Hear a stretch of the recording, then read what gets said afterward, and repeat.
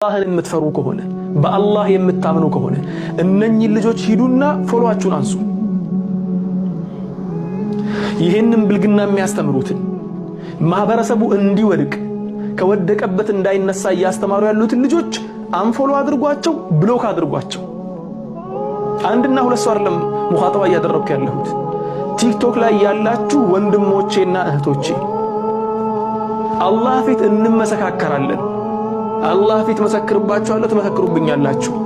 እነኚህ ብልግና የሚያስተምሩትን ከፕል ምናምን እያሉ ሴትና ወንድ ሆነው መተው የሙስሊም ማህበረሰብ ነብዩ ሰለላሁ ዐለይሂ ወሰለም የዚናን ክፋት ያስተማሩትን إن الذين يحبون أن تشيع الفاحشة في الذين آمنوا لهم عذاب أليم في الدنيا والآخرة نبي الله سبحانه وتعالى بقرآن ሲናገር መጥፎ ተግባራት ዚናን የመሳሰሉ መጥፎ ተግባራት የሙስሊሙ ማህበረሰብ ውስጥ እንዲንሰራፋ በደንብ እንዲስፋፋ የሚሰሩ ሰዎች ቲክቶክ ላይም ይሁን ፌስቡክ ላይም ይሁን መሬት ላይም ይሁን ይሄን ነገር ፕሮሞት እያደረጉ ፈንኮ እየሰሩ ነው፣ ቀልድ እየሰሩ ነው። ቀልድ ጠፍቶ ነው አሁን በሐራም ነገር ቀልድ የሚቀለድ? በሃይማኖት ቀልድ የሚቀለደው ቀልድ ጠፍቶ ነው? እነኚህን ነገር የሚሰሩ ሰዎች ለሁም عذاب أليم في الدنيا والآخرة በዱንያም በአኺራም አሳማሚ ቅጣት አለላቸው ብሏል። የዱንያውን በጭንቀቱ ታገኙታላችሁ፣ የአኺራውን ደግሞ ሁላችንም እንመሰካከራለን። እኔም መሰክርባችኋለሁ፣ እናንተም ትመሰክሩብኛላችሁ።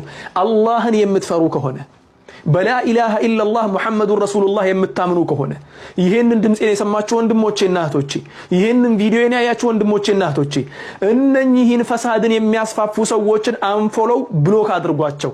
አለቀ። ይሄንን ስላችሁ ደግሞ አንዳንዱ ለራሱ ፎሎው ፍለጋ እኔ ሲጀመር ቲክቶክ ላይ ፎሎው ማግኘት እየቻልኩ እየሰራሁበትም አይደለሁም።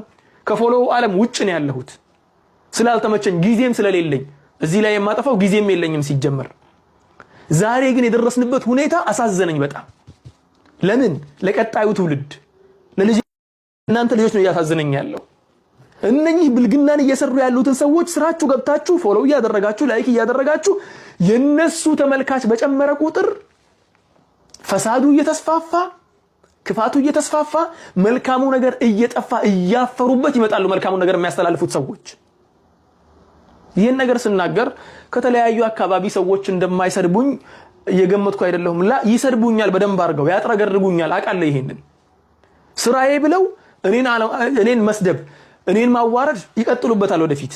እፈልገዋለሁ ግን በአላህ መንገድ ላይ ስለሚያገኘኝ ይሄ ነገር። ይሄንን ስል ደግሞ ተጨማሪው ነገር እየተሳሳትኩ አይደለሁም፣ መጥፎ ነገር እየሰራሁ አይደለሁም፣ ሐራም ውስጥ አልወድቅም እያልኩ አይደለሁም። ላ እሰራለሁ።